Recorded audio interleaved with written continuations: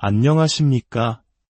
역사의 가장 어두웠던 순간에도 한 줄기 빛처럼 인류의 영혼을 밝힌 인물들의 이야기를 전해드리는 시간입니다. 오늘 우리는 모든 것을 버림으로써 모든 것을 얻었던 한 남자의 삶 속으로 깊이 들어가 보려 합니다. 그의 이름은 프란치스코 베르나르도네. 세상은 훗날 그를 아시시의 성 프란치스코라 부르게 됩니다. 본격적인 이야기에 앞서 잠시 주님께 기도를 올립니다. 이 이야기가 여러분의 마음에 평화의 씨앗을 심고 하느님의 은총을 나누는 기회가 되기를 바랍니다. 이 거룩한 나눔에 동참하고자 하신다면 채널을 구독하고 이 영상을 공유하여 더 많은 이들에게 평화의 메시지를 전해주십시오. 들으시는 모든 분들께 주님의 축복이 함께하기를 기원합니다. 지금으로부터 약 800여 년 전 13세기 이탈리아는 혼돈 그 자체였습니다. 황제는 교황과 싸우고 도시는 다른 도시와 귀족은 상인과 끊임없이 전쟁을 벌이던 시대. 한국 역사에서 고려 말이나 조선 초기의 극심한 혼란기를 떠올리시면 이해가 쉬울 것입니다. 삶은 짧고 질병과 죽음의 그림자가 곳곳에 드리워져 있었습니다. 하지만 이탈리아의 작은 마을 아시시, 그곳에는 세상의 어둠과 무관한 듯 쾌락을 좇는 한 청년이 있었습니다. 그의 이름은 프란치스코 베르나르도네. 부유한 옷감 상인의 아들로 태어나 왕자처럼 잘생긴 외모와 재치, 그리고 친구들을 사로잡는 매력까지 모든 것을 가졌습니다. 그는 밤마다 친구들과 어울려 술을 마시고 노래하며 방탕아들의 왕이라 불릴 정도로 인생을 즐기는데 여념이 없었습니다. 그의 아버지는 자수성가한 사업가로서 아들이 가업을 물려받아 더 큰 부와 명예를 쌓아주길 기대했습니다. 당시 이탈리아는 상업이 발달하며 돈이 곧 권력이 되는 새로운 시대가 열리고 있었고 프란치스코의 아버지는 그 흐름의 선두에 선 인물이었습니다. 그러나 프란치스코의 빛나는 미래는 1202년 이웃도시 페루자와의 전쟁으로 산산조각이 납니다. 애국심에 불타 가장 먼저 무기를 들고 전쟁터로 달려나간 프란치스코는 가장 먼저 포로로 잡히는 신세가 되고 맙니다. 그가 갇힌 곳은 쥐가 들끓는 축축하고 어두운 지하 감옥. 그곳에서 그는 극심한 말라리아에 걸려 죽음의 문턱을 오갔습니다. 1년이라는 시간 동안 거의 영원할 것 같은 어둠 속에서 고열에 시달리며 그는 쇠약해져 갔습니다. 화려했던 과거는 한낱 꿈처럼 사라졌고 그의 마음 속에는 깊은 공허함만이 남았습니다. 플레이보이의 삶도 아버지의 사업도 전쟁의 영광도 그 무엇도 그에게 진정한 만족을 주지 못했습니다. 그는 스스로를 아무 가치 없는 존재로 여기기 시작했습니다. 마침내 아버지가 낸 막대한 몸값으로 풀려났지만 그는 더 이상 예전의 프란치스코가 아니었습니다. 전쟁과 질병으로 심신이 망가진 그는 삶의 방향을 완전히 잃어버렸습니다. 그는 마음속으로 되뇌었습니다. 분명 삶에는 이보다 더 중요한 무언가가 있을 거야. 이 고통스러운 경험은 그가 하느님의 부르심에 귀를 기울일 수 있도록 그의 영혼을 준비시키는 과정이었습니다. 어느 날 그는 발길 닿는 대로 걷다가 허물어져가는 작은 산 다미아노 성당에 들어섰습니다. 성당 안은 서늘했고 그의 눈에 낡은 십자고상이 들어왔습니다. 그 순간 십자가에 못 박힌 예수님의 모습이 그에게 말을 거는 듯했습니다. 프란치스코야, 무너져가는 내 집이 보이지 않느냐? 가서 내 집을 고쳐 세워라. 처음에 프란치스코는 그 말씀을 문자 그대로 받아들였습니다. 그는 이 낡은 성당 건물을 수리하라는 뜻이라고 생각했습니다. 그는 즉시 성당을 수리할 돈을 구하기 위해 아버지의 가게에서 가장 비싼 옷감과 말을 훔쳐다 팔았습니다. 이 사실을 알게 된 그의 아버지는 격노했습니다. 아들이 제정신이 아니라고 생각한 아버지는 그를 아시시의 주교 앞으로 끌고 가 마을 사람들 모두가 지켜보는 광장에서 아들을 고발했습니다. 훔친 돈으로 교회를 재건할 수는 없다. 당장 그 돈을 돌려놓아라. 아버지가 소리쳤고 모든 군중의 시선이 프란치스코에게 쏠렸습니다. 그때 프란치스코는 모두가 예상치 못한 행동을 합니다. 그는 입고 있던 화려한 옷을 하나씩 벗어 아버지 앞에 내려놓았습니다. 완전히 벌거벗은 채로 그는 군중을 향해 외쳤습니다. 지금까지 저는 피에트로 베르나르도네를 제 아버지라 불렀습니다. 하지만 이제부터 저는 하느님을 섬기기로 하였으니 이 돈과 제 모든 옷을 아버지께 돌려드립니다. 이제부터 저의 아버지는 오직 한 분, 하늘에 계신 우리 아버지뿐입니다.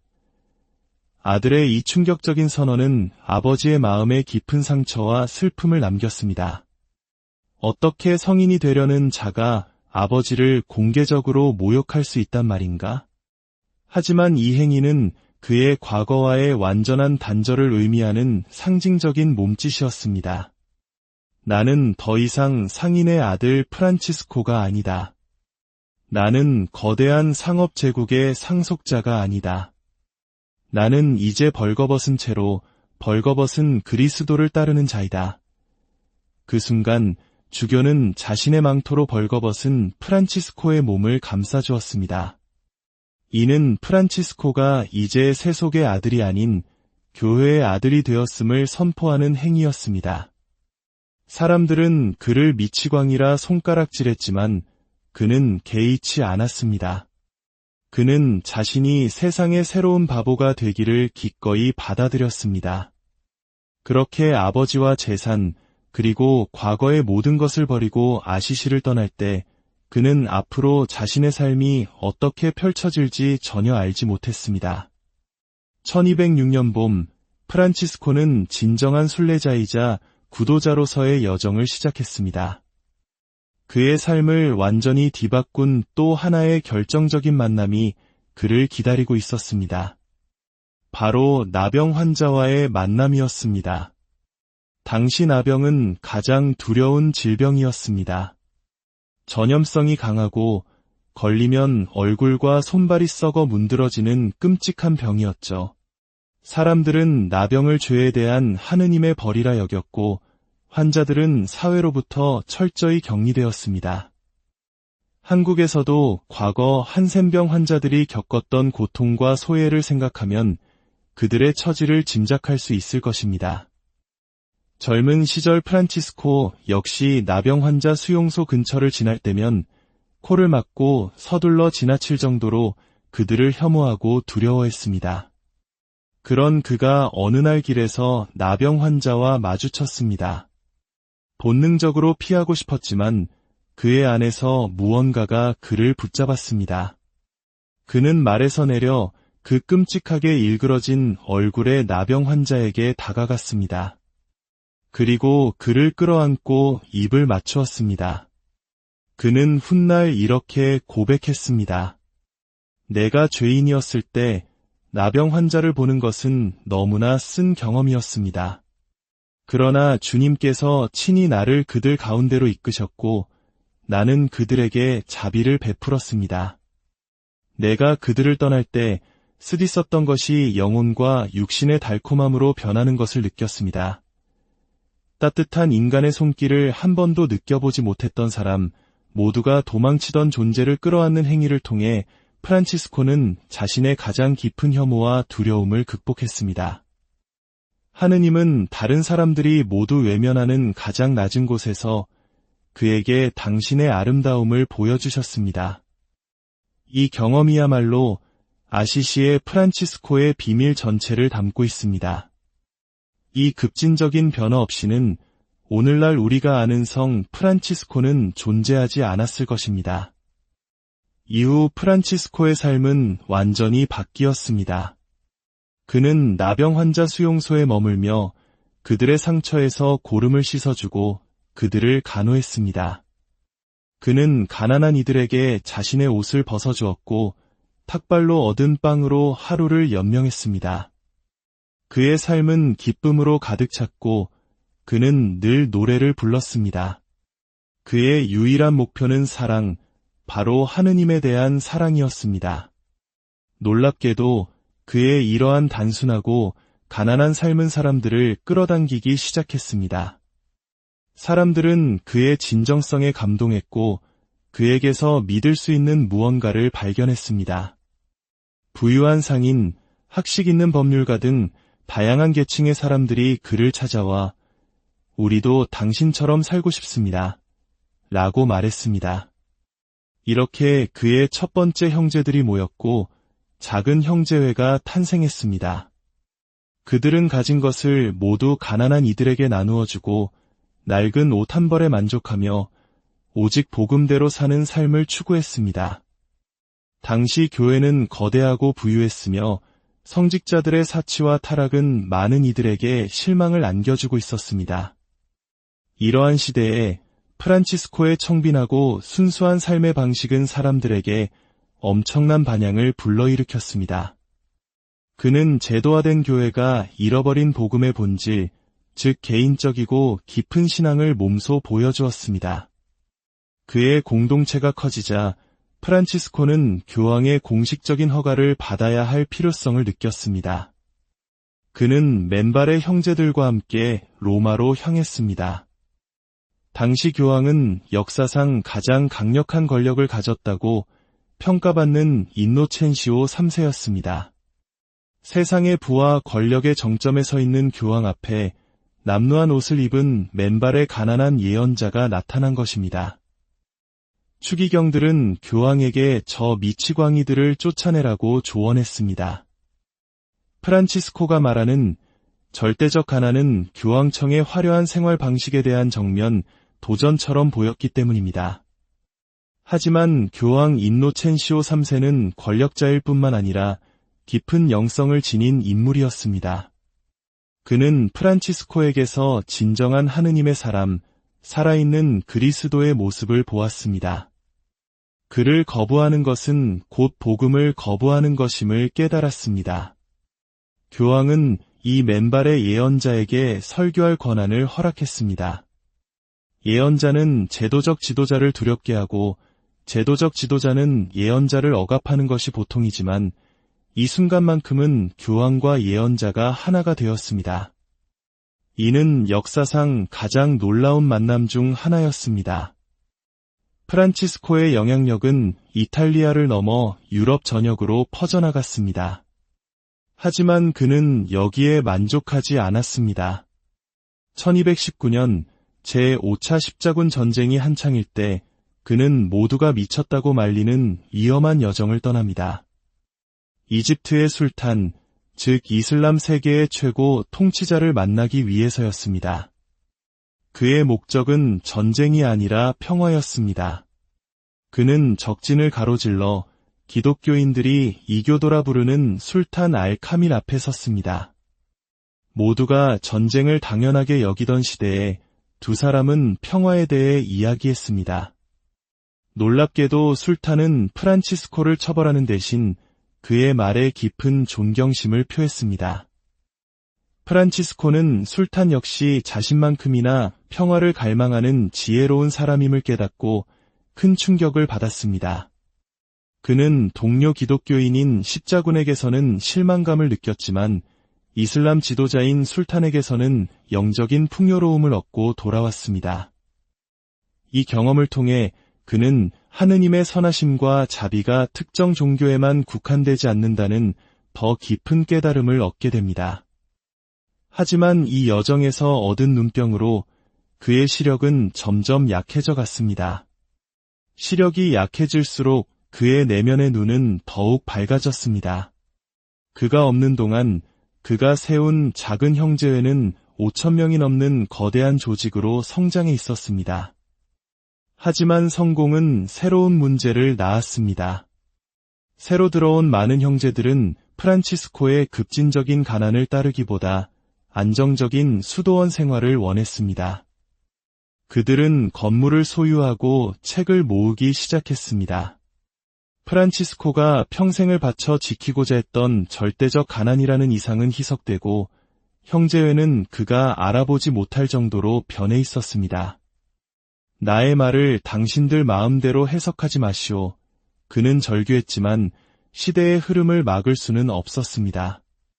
깊은 배신감과 슬픔 속에서 그는 자신이 세운 형제회의 지도자 자리에서 물러났습니다. 그는 영혼의 어두운 밤을 경험하고 있었습니다. 육체적 고통과 함께 영혼의 갈등이 그를 찢어놓았습니다. 모든 것을 잃었다고 생각했을 때 프란치스코는 마지막 순례를 떠납니다. 라 베르나 산으로 올라가 40일간의 기도와 단식에 들어간 것입니다. 약하고 절망적이며 거의 눈이 먼 상태였습니다. 그는 자신이 걸어온 길이 잘못된 것은 아니었는지, 교만의 희생양이 된 것은 아닌지 깊은 의심에 빠졌습니다. 그는 하느님을 실망시켰다고 생각했습니다. 그렇게 모든 것이 벗겨져 나가고 영혼이 완전히 비워진 순간 신비로운 일이 일어났습니다. 가톨릭 전통에 따르면 바로 이라 베르나 산에서 그는 그리스도의 5상처, 즉 5상을 받게 됩니다. 예수님이 십자가에서 입으신 것과 같은 상처가 그의 손과 발, 그리고 옆구리에 나타난 것입니다. 이것이 실제로 일어난 일인지 혹은 상징적인 사건인지는 역사가들 사이에서 논쟁의 대상입니다. 하지만 그 영적인 의미는 분명합니다. 그것은 그리스도를 닮고자 했던 그의 삶이 마침내 그 정점에 이르렀음을, 그리스도의 고통에 온전히 동참하게 되었음을 보여주는 거룩한 표식이었습니다. 이제 죽음이 가까워졌음을 직감한 프란치스코는 형제들에게 자신을 산 다미아노 성당으로 데려가 달라고 부탁했습니다. 그가 처음 하느님의 부르심을 들었던 곳이었습니다. 하지만 이제 그는 자신에게 말을 걸었던 그 십자고상을 볼 수조차 없었습니다. 극심한 고통과 어둠 속에서 놀랍게도 그의 영혼에서는 위대한 빛의 노래가 터져나왔습니다. 바로 태양의 찬가입니다. 나의 주님, 당신이 만드신 모든 피조물들, 특히 형제인 태양을 통해 찬미받으소서. 태양은 낮을 가져오고 당신은 태양을 통해 우리를 비추시나이다. 나의 주님, 자매인 달과 별들을 통해 찬미받으소서. 당신은 하늘에 밝고 귀하며 아름답게 이들을 만드셨나이다. 나의 주님, 자매인 물을 통해 찬미받으소서. 물은 아주 유용하고 겸손하며 귀하고 깨끗하나이다. 나의 주님, 자매인 죽음을 통해 찬미받으소서. 살아있는 어떤 인간도 죽음의 손길에서 벗어날 수 없나이다. 그는 더 이상 죽음을 두려워하지 않았습니다. 그는 죽음을 자신을 하느님께로 인도하는 자매로 받아들였습니다. 44세의 나이로 그는 마지막 남은 몇몇 친구들이 지켜보는 가운데 조용히 숨을 거두었습니다.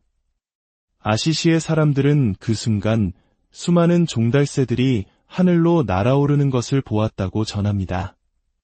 그가 죽은 지 불과 2년 후 로마 교회는 그를 성인으로 선포했습니다. 그가 그토록 피하고자 했던 부의 상징인 거대하고 화려한 대성전이 그의 유해를 안치하기 위해 지어졌습니다. 이는 역사의 아이러니가 아닐 수 없습니다.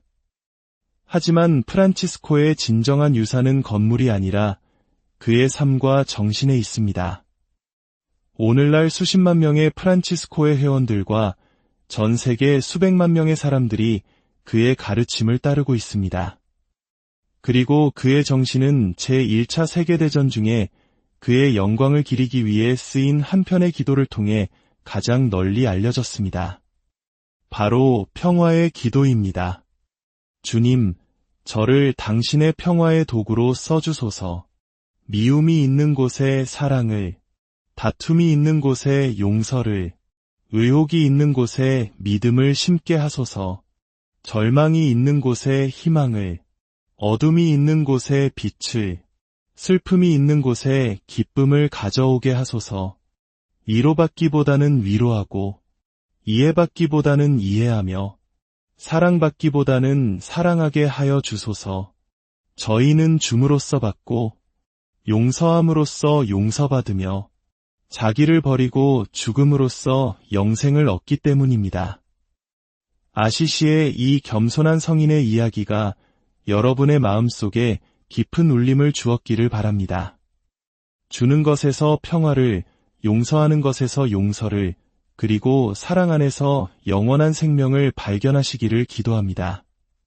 주님의 은총이 늘 여러분과 함께하기를 빕니다. 이야기가 당신의 마음에 와 닿았다면 평화의 메시지가 더 널리 퍼질 수 있도록 나누어 주십시오.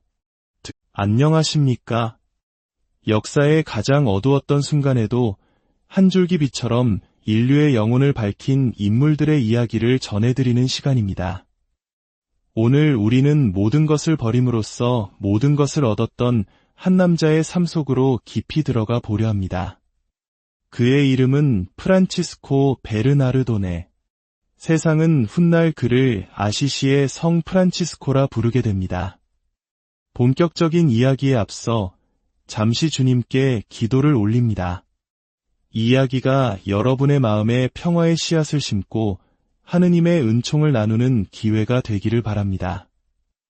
이 거룩한 나눔에 동참하고자 하신다면 채널을 구독하고 이 영상을 공유하여 더 많은 이들에게 평화의 메시지를 전해주십시오. 들으시는 모든 분들께 주님의 축복이 함께하기를 기원합니다.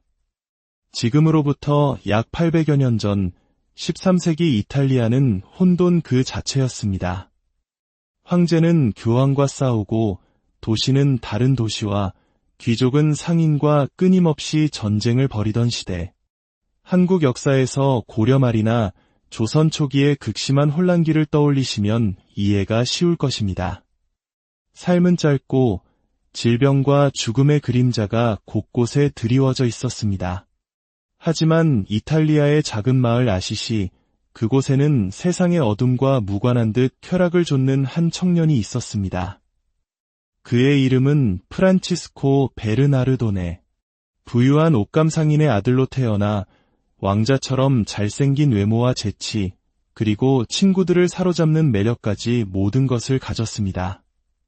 그는 밤마다 친구들과 어울려 술을 마시고 노래하며 방탕아들의 왕이라 불릴 정도로 인생을 즐기는데 여념이 없었습니다. 그의 아버지는 자수성가한 사업가로서 아들이 가업을 물려받아 더 큰 부와 명예를 쌓아주길 기대했습니다. 당시 이탈리아는 상업이 발달하며 돈이 곧 권력이 되는 새로운 시대가 열리고 있었고 프란치스코의 아버지는 그 흐름의 선두에 선 인물이었습니다. 그러나 프란치스코의 빛나는 미래는 1202년 이웃도시 페루자와의 전쟁으로 산산조각이 납니다. 애국심에 불타 가장 먼저 무기를 들고 전쟁터로 달려나간 프란치스코는 가장 먼저 포로로 잡히는 신세가 되고 맙니다. 그가 갇힌 곳은 쥐가 들끓는 축축하고 어두운 지하 감옥. 그곳에서 그는 극심한 말라리아에 걸려 죽음의 문턱을 오갔습니다. 1년이라는 시간 동안 거의 영원할 것 같은 어둠 속에서 고열에 시달리며 그는 쇠약해져 갔습니다. 화려했던 과거는 한낱 꿈처럼 사라졌고 그의 마음속에는 깊은 공허함만이 남았습니다. 플레이보이의 삶도 아버지의 사업도 전쟁의 영광도 그 무엇도 그에게 진정한 만족을 주지 못했습니다.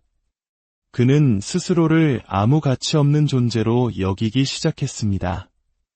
마침내 아버지가 낸 막대한 몸값으로 풀려났지만 그는 더 이상 예전의 프란치스코가 아니었습니다.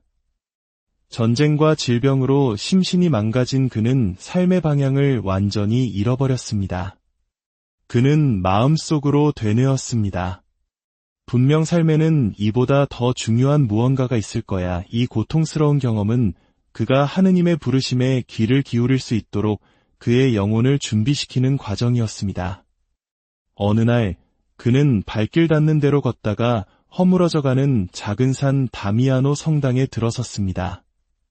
성당 안은 서늘했고 그의 눈에 낡은 십자고상이 들어왔습니다. 그 순간 십자가에 못 박힌 예수님의 모습이 그에게 말을 거는 듯했습니다. 프란치스코야, 무너져가는 내 집이 보이지 않느냐? 가서 내 집을 고쳐 세워라. 처음에 프란치스코는 그 말씀을 문자 그대로 받아들였습니다. 그는 이 낡은 성당 건물을 수리하라는 뜻이라고 생각했습니다. 그는 즉시 성당을 수리할 돈을 구하기 위해 아버지의 가게에서 가장 비싼 옷감과 말을 훔쳐다 팔았습니다. 이 사실을 알게 된 그의 아버지는 격노했습니다. 아들이 제정신이 아니라고 생각한 아버지는 그를 아시시의 주교 앞으로 끌고 가 마을 사람들 모두가 지켜보는 광장에서 아들을 고발했습니다. 훔친 돈으로 교회를 재건할 수는 없다. 당장 그 돈을 돌려놓아라. 아버지가 소리쳤고 모든 군중의 시선이 프란치스코에게 쏠렸습니다. 그때 프란치스코는 모두가 예상치 못한 행동을 합니다. 그는 입고 있던 화려한 옷을 하나씩 벗어 아버지 앞에 내려놓았습니다. 완전히 벌거벗은 채로 그는 군중을 향해 외쳤습니다. 지금까지 저는 피에트로 베르나르도네를 제 아버지라 불렀습니다. 하지만 이제부터 저는 하느님을 섬기기로 하였으니 이 돈과 제 모든 옷을 아버지께 돌려드립니다. 이제부터 저의 아버지는 오직 한 분, 하늘에 계신 우리 아버지뿐입니다. 아들의 이 충격적인 선언은 아버지의 마음에 깊은 상처와 슬픔을 남겼습니다. 어떻게 성인이 되려는 자가 아버지를 공개적으로 모욕할 수 있단 말인가? 하지만 이 행위는 그의 과거와의 완전한 단절을 의미하는 상징적인 몸짓이었습니다. 나는 더 이상 상인의 아들 프란치스코가 아니다. 나는 거대한 상업 제국의 상속자가 아니다. 나는 이제 벌거벗은 채로 벌거벗은 그리스도를 따르는 자이다. 그 순간 주교는 자신의 망토로 벌거벗은 프란치스코의 몸을 감싸주었습니다. 이는 프란치스코가 이제 세속의 아들이 아닌 교회의 아들이 되었음을 선포하는 행위였습니다. 사람들은 그를 미치광이라 손가락질했지만 그는 개의치 않았습니다. 그는 자신이 세상의 새로운 바보가 되기를 기꺼이 받아들였습니다. 그렇게 아버지와 재산, 그리고 과거의 모든 것을 버리고 아시시를 떠날 때 그는 앞으로 자신의 삶이 어떻게 펼쳐질지 전혀 알지 못했습니다. 1206년 봄, 프란치스코는 진정한 순례자이자 구도자로서의 여정을 시작했습니다. 그의 삶을 완전히 뒤바꾼 또 하나의 결정적인 만남이 그를 기다리고 있었습니다. 바로 나병 환자와의 만남이었습니다. 당시 나병은 가장 두려운 질병이었습니다. 전염성이 강하고 걸리면 얼굴과 손발이 썩어 문드러지는 끔찍한 병이었죠. 사람들은 나병을 죄에 대한 하느님의 벌이라 여겼고 환자들은 사회로부터 철저히 격리되었습니다. 한국에서도 과거 한센병 환자들이 겪었던 고통과 소외를 생각하면 그들의 처지를 짐작할 수 있을 것입니다. 젊은 시절 프란치스코 역시 나병 환자 수용소 근처를 지날 때면 코를 막고 서둘러 지나칠 정도로 그들을 혐오하고 두려워했습니다. 그런 그가 어느 날 길에서 나병 환자와 마주쳤습니다. 본능적으로 피하고 싶었지만 그의 안에서 무언가가 그를 붙잡았습니다. 그는 말에서 내려 그 끔찍하게 일그러진 얼굴의 나병 환자에게 다가갔습니다. 그리고 그를 끌어안고 입을 맞추었습니다. 그는 훗날 이렇게 고백했습니다. 내가 죄인이었을 때 나병 환자를 보는 것은 너무나 쓴 경험이었습니다. 그러나 주님께서 친히 나를 그들 가운데로 이끄셨고 나는 그들에게 자비를 베풀었습니다. 내가 그들을 떠날 때 쓰디썼던 것이 영혼과 육신의 달콤함으로 변하는 것을 느꼈습니다.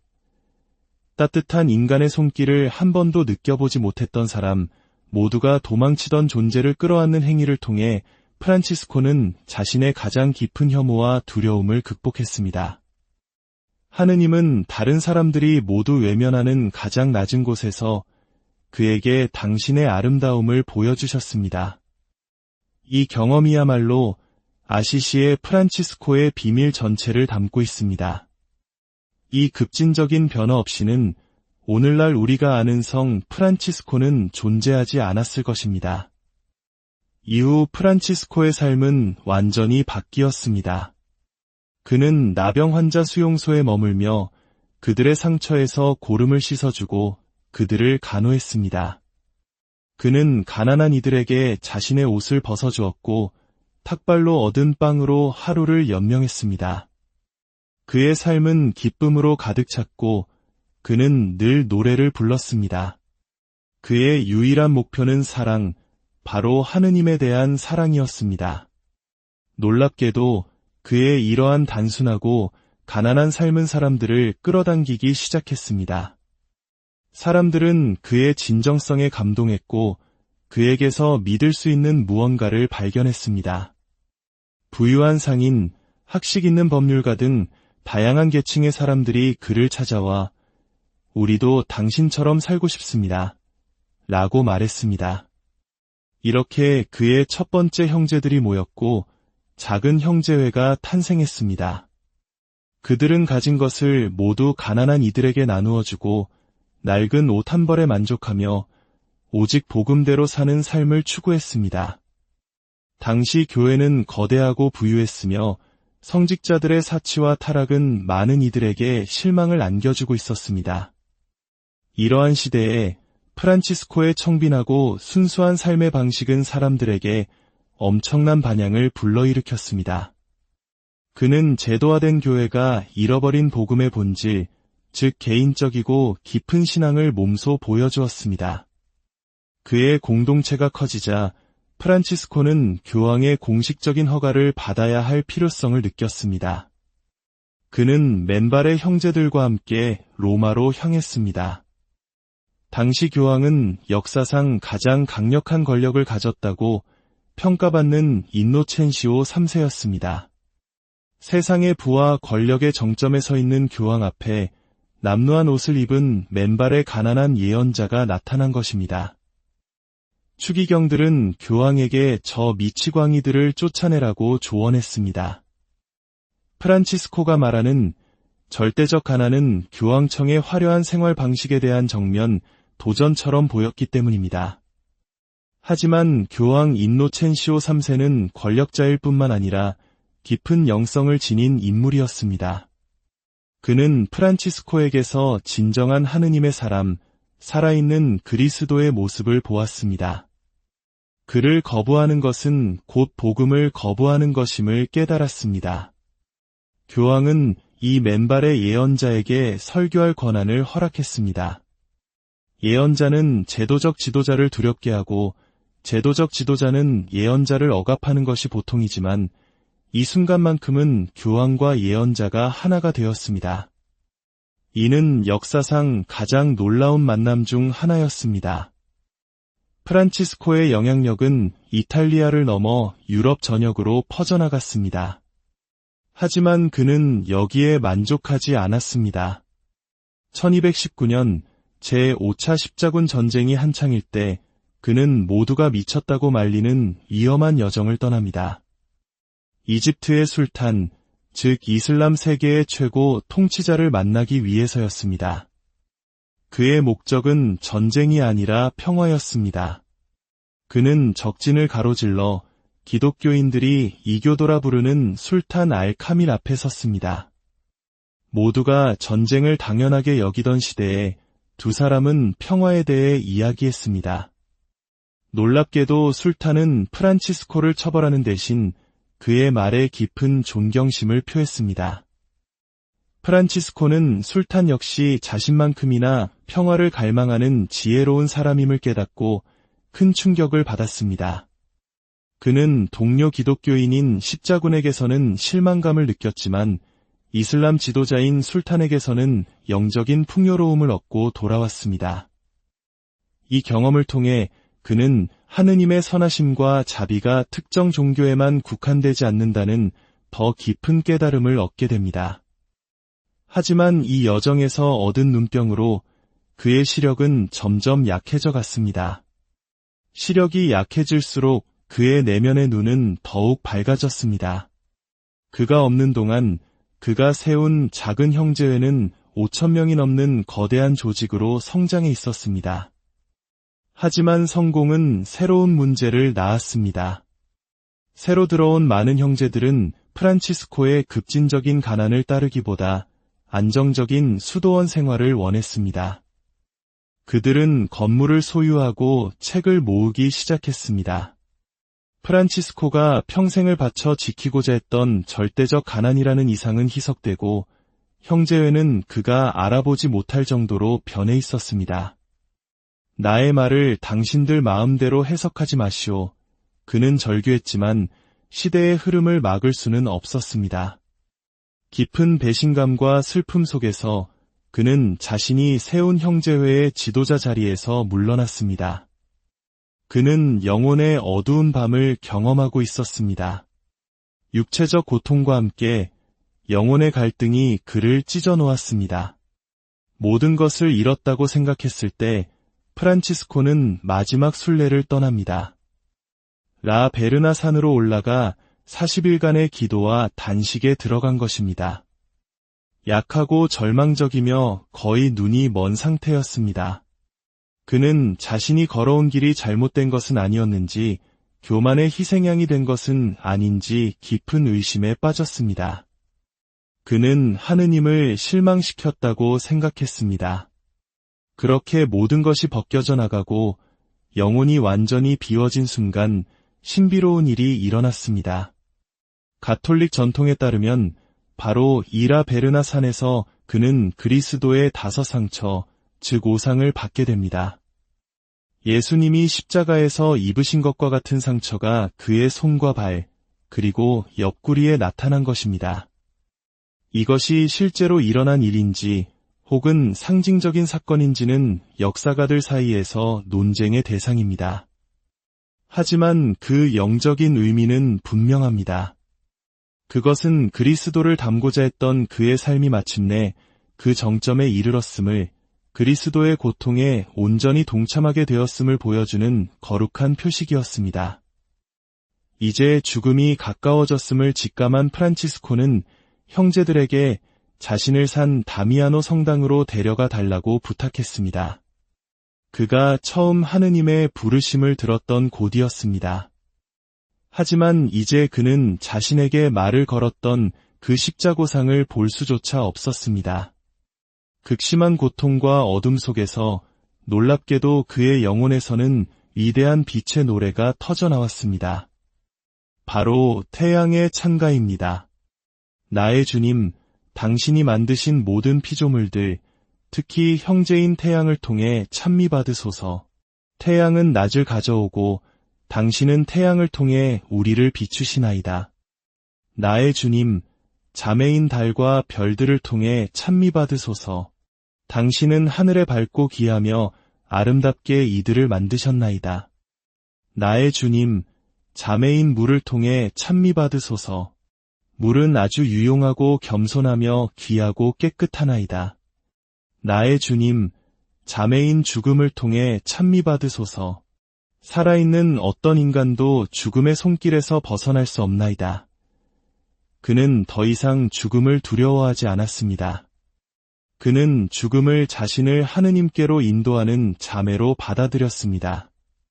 44세의 나이로 그는 마지막 남은 몇몇 친구들이 지켜보는 가운데 조용히 숨을 거두었습니다. 아시시의 사람들은 그 순간 수많은 종달새들이 하늘로 날아오르는 것을 보았다고 전합니다. 그가 죽은 지 불과 2년 후 로마 교회는 그를 성인으로 선포했습니다. 그가 그토록 피하고자 했던 부의 상징인 거대하고 화려한 대성전이 그의 유해를 안치하기 위해 지어졌습니다. 이는 역사의 아이러니가 아닐 수 없습니다. 하지만 프란치스코의 진정한 유산은 건물이 아니라 그의 삶과 정신에 있습니다. 오늘날 수십만 명의 프란치스코의 회원들과 전 세계 수백만 명의 사람들이 그의 가르침을 따르고 있습니다. 그리고 그의 정신은 제1차 세계대전 중에 그의 영광을 기리기 위해 쓰인 한 편의 기도를 통해 가장 널리 알려졌습니다. 바로 평화의 기도입니다. 주님, 저를 당신의 평화의 도구로 써주소서. 미움이 있는 곳에 사랑을, 다툼이 있는 곳에 용서를, 의혹이 있는 곳에 믿음을 심게 하소서. 절망이 있는 곳에 희망을, 어둠이 있는 곳에 빛을, 슬픔이 있는 곳에 기쁨을 가져오게 하소서. 위로받기보다는 위로하고, 이해받기보다는 이해하며, 사랑받기보다는 사랑하게 하여 주소서. 저희는 줌으로써 받고, 용서함으로써 용서받으며, 자기를 버리고 죽음으로써 영생을 얻기 때문입니다. 아시시의 이 겸손한 성인의 이야기가 여러분의 마음속에 깊은 울림을 주었기를 바랍니다. 주는 것에서 평화를, 용서하는 것에서 용서를, 그리고 사랑 안에서 영원한 생명을 발견하시기를 기도합니다. 주님의 은총이 늘 여러분과 함께하기를 빕니다. 이야기가 당신의 마음에 와 닿았다면 평화의 메시지가 더 널리 퍼질 수 있도록 나누어 주십시오. 안녕하십니까? 역사의 가장 어두웠던 순간에도 한 줄기 빛처럼 인류의 영혼을 밝힌 인물들의 이야기를 전해드리는 시간입니다. 오늘 우리는 모든 것을 버림으로써 모든 것을 얻었던 한 남자의 삶 속으로 깊이 들어가 보려 합니다. 그의 이름은 프란치스코 베르나르도네. 세상은 훗날 그를 아시시의 성 프란치스코라 부르게 됩니다. 본격적인 이야기에 앞서 잠시 주님께 기도를 올립니다. 이야기가 여러분의 마음에 평화의 씨앗을 심고 하느님의 은총을 나누는 기회가 되기를 바랍니다. 이 거룩한 나눔에 동참하고자 하신다면 채널을 구독하고 이 영상을 공유하여 더 많은 이들에게 평화의 메시지를 전해주십시오. 들으시는 모든 분들께 주님의 축복이 함께하기를 기원합니다. 지금으로부터 약 800여 년 전 13세기 이탈리아는 혼돈 그 자체였습니다. 황제는 교황과 싸우고 도시는 다른 도시와 귀족은 상인과 끊임없이 전쟁을 벌이던 시대. 한국 역사에서 고려 말이나 조선 초기의 극심한 혼란기를 떠올리시면 이해가 쉬울 것입니다. 삶은 짧고 질병과 죽음의 그림자가 곳곳에 드리워져 있었습니다. 하지만 이탈리아의 작은 마을 아시시, 그곳에는 세상의 어둠과 무관한 듯 쾌락을 좇는 한 청년이 있었습니다. 그의 이름은 프란치스코 베르나르도네. 부유한 옷감 상인의 아들로 태어나 왕자처럼 잘생긴 외모와 재치, 그리고 친구들을 사로잡는 매력까지 모든 것을 가졌습니다. 그는 밤마다 친구들과 어울려 술을 마시고 노래하며 방탕아들의 왕이라 불릴 정도로 인생을 즐기는데 여념이 없었습니다. 그의 아버지는 자수성가한 사업가로서 아들이 가업을 물려받아 더 큰 부와 명예를 쌓아주길 기대했습니다. 당시 이탈리아는 상업이 발달하며 돈이 곧 권력이 되는 새로운 시대가 열리고 있었고 프란치스코의 아버지는 그 흐름의 선두에 선 인물이었습니다.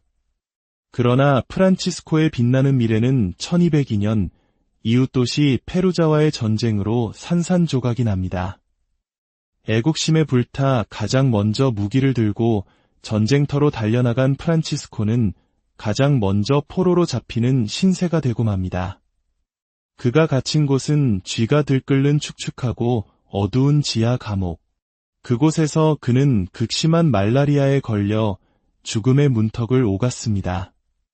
1년이라는 시간 동안 거의 영원할 것 같은 어둠 속에서 고열에 시달리며 그는 쇠약해져 갔습니다. 화려했던 과거는 한낱 꿈처럼 사라졌고 그의 마음속에는 깊은 공허함만이 남았습니다.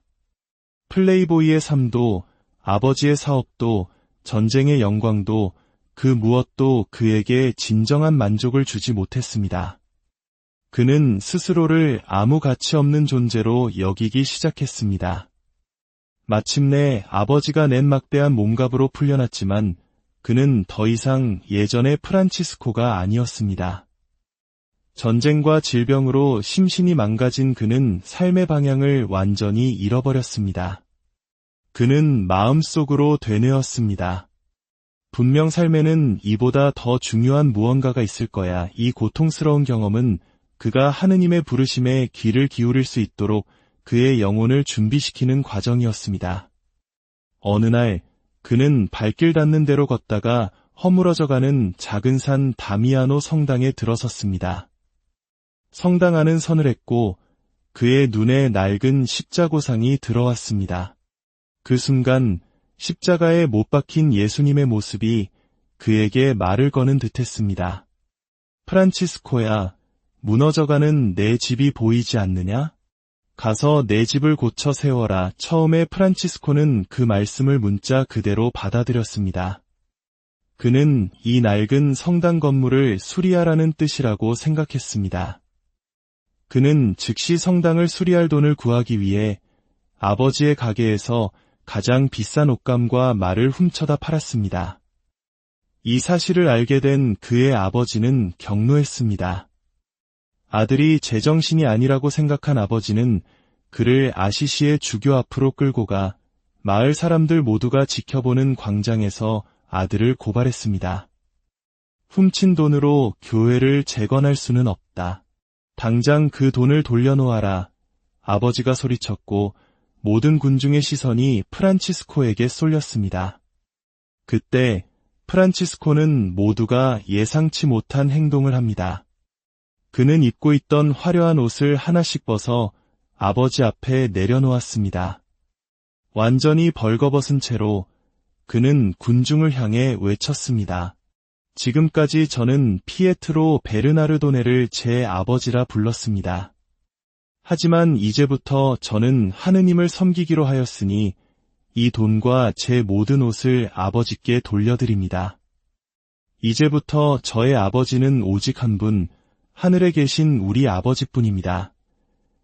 아들의 이 충격적인 선언은 아버지의 마음에 깊은 상처와 슬픔을 남겼습니다. 어떻게 성인이 되려는 자가 아버지를 공개적으로 모욕할 수 있단 말인가? 하지만 이 행위는 그의 과거와의 완전한 단절을 의미하는 상징적인 몸짓이었습니다. 나는 더 이상 상인의 아들 프란치스코가 아니다. 나는 거대한 상업 제국의 상속자가 아니다. 나는 이제 벌거벗은 채로 벌거벗은 그리스도를 따르는 자이다. 그 순간 주교는 자신의 망토로 벌거벗은 프란치스코의 몸을 감싸주었습니다. 이는 프란치스코가 이제 세속의 아들이 아닌 교회의 아들이 되었음을 선포하는 행위였습니다. 사람들은 그를 미치광이라 손가락질했지만 그는 개의치 않았습니다. 그는 자신이 세상의 새로운 바보가 되기를 기꺼이 받아들였습니다. 그렇게 아버지와 재산, 그리고 과거의 모든 것을 버리고 아시시를 떠날 때 그는 앞으로 자신의 삶이 어떻게 펼쳐질지 전혀 알지 못했습니다. 1206년 봄, 프란치스코는 진정한 순례자이자 구도자로서의 여정을 시작했습니다. 그의 삶을 완전히 뒤바꾼 또 하나의 결정적인 만남이 그를 기다리고 있었습니다. 바로 나병 환자와의 만남이었습니다. 당시 나병은 가장 두려운 질병이었습니다. 전염성이 강하고 걸리면 얼굴과 손발이 썩어 문드러지는 끔찍한 병이었죠. 사람들은 나병을 죄에 대한 하느님의 벌이라 여겼고 환자들은 사회로부터 철저히 격리되었습니다. 한국에서도 과거 한센병 환자들이 겪었던 고통과 소외를 생각하면 그들의 처지를 짐작할 수 있을 것입니다. 젊은 시절 프란치스코 역시 나병 환자 수용소 근처를 지날 때면 코를 막고 서둘러 지나칠 정도로 그들을 혐오하고 두려워했습니다. 그런 그가 어느 날 길에서 나병 환자와 마주쳤습니다. 본능적으로 피하고 싶었지만 그의 안에서 무언가가 그를 붙잡았습니다. 그는 말에서 내려 그 끔찍하게 일그러진 얼굴의 나병 환자에게 다가갔습니다. 그리고 그를 끌어안고 입을 맞추었습니다. 그는 훗날 이렇게 고백했습니다. 내가 죄인이었을 때 나병 환자를 보는 것은 너무나 쓴 경험이었습니다. 그러나 주님께서 친히 나를 그들 가운데로 이끄셨고 나는 그들에게 자비를 베풀었습니다. 내가 그들을 떠날 때 쓰디썼던 것이 영혼과 육신의 달콤함으로 변하는 것을 느꼈습니다. 따뜻한 인간의 손길을 한 번도 느껴보지 못했던 사람, 모두가 도망치던 존재를 끌어안는 행위를 통해 프란치스코는 자신의 가장 깊은 혐오와 두려움을 극복했습니다. 하느님은 다른 사람들이 모두 외면하는 가장 낮은 곳에서 그에게 당신의 아름다움을 보여주셨습니다. 이 경험이야말로 아시시의 프란치스코의 비밀 전체를 담고 있습니다. 이 급진적인 변화 없이는 오늘날 우리가 아는 성 프란치스코는 존재하지 않았을 것입니다. 이후 프란치스코의 삶은 완전히 바뀌었습니다. 그는 나병 환자 수용소에 머물며 그들의 상처에서 고름을 씻어주고 그들을 간호했습니다. 그는 가난한 이들에게 자신의 옷을 벗어주었고 탁발로 얻은 빵으로 하루를 연명했습니다. 그의 삶은 기쁨으로 가득 찼고 그는 늘 노래를 불렀습니다. 그의 유일한 목표는 사랑, 바로 하느님에 대한 사랑이었습니다. 놀랍게도 그의 이러한 단순하고 가난한 삶은 사람들을 끌어당기기 시작했습니다. 사람들은 그의 진정성에 감동했고 그에게서 믿을 수 있는 무언가를 발견했습니다. 부유한 상인, 학식 있는 법률가 등 다양한 계층의 사람들이 그를 찾아와 우리도 당신처럼 살고 싶습니다. 라고 말했습니다. 이렇게 그의 첫 번째 형제들이 모였고 작은 형제회가 탄생했습니다.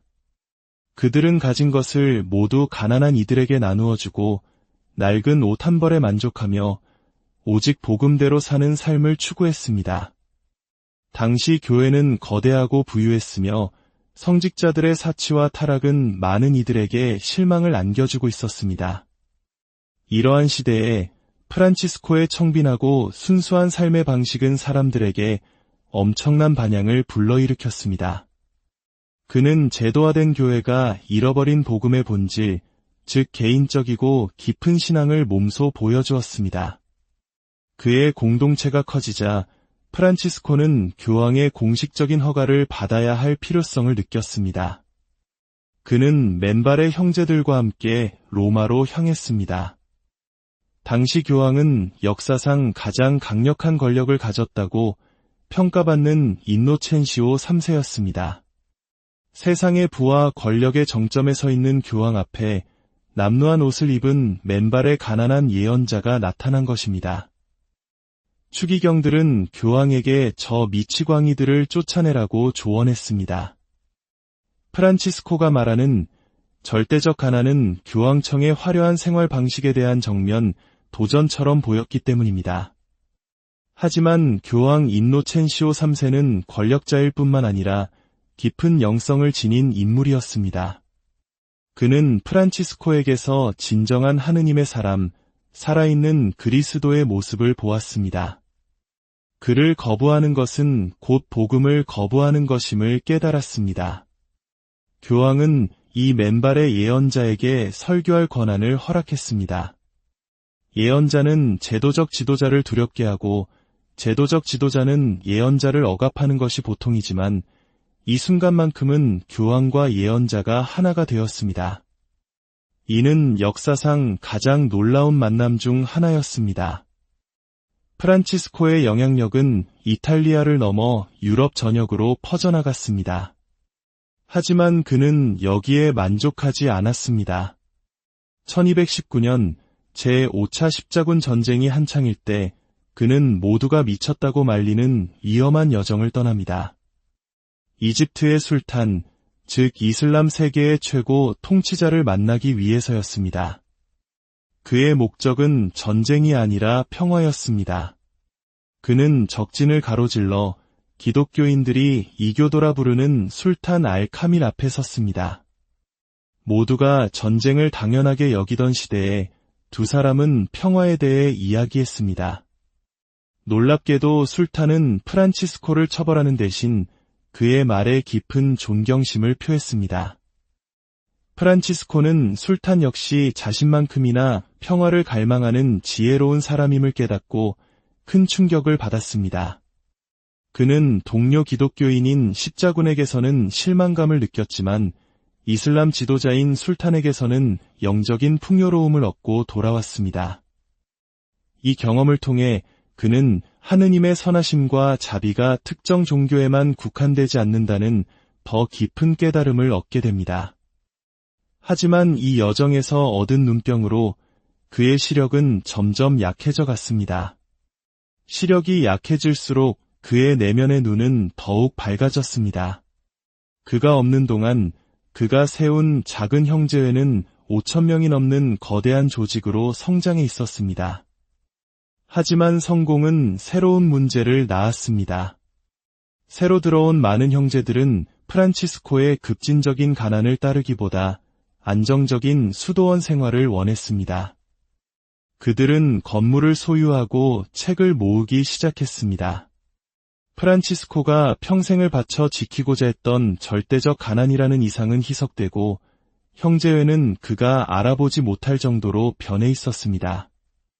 나의 말을 당신들 마음대로 해석하지 마시오. 그는 절규했지만 시대의 흐름을 막을 수는 없었습니다. 깊은 배신감과 슬픔 속에서 그는 자신이 세운 형제회의 지도자 자리에서 물러났습니다. 그는 영혼의 어두운 밤을 경험하고 있었습니다. 육체적 고통과 함께 영혼의 갈등이 그를 찢어놓았습니다. 모든 것을 잃었다고 생각했을 때 프란치스코는 마지막 순례를 떠납니다. 라 베르나 산으로 올라가 40일간의 기도와 단식에 들어간 것입니다. 약하고 절망적이며 거의 눈이 먼 상태였습니다.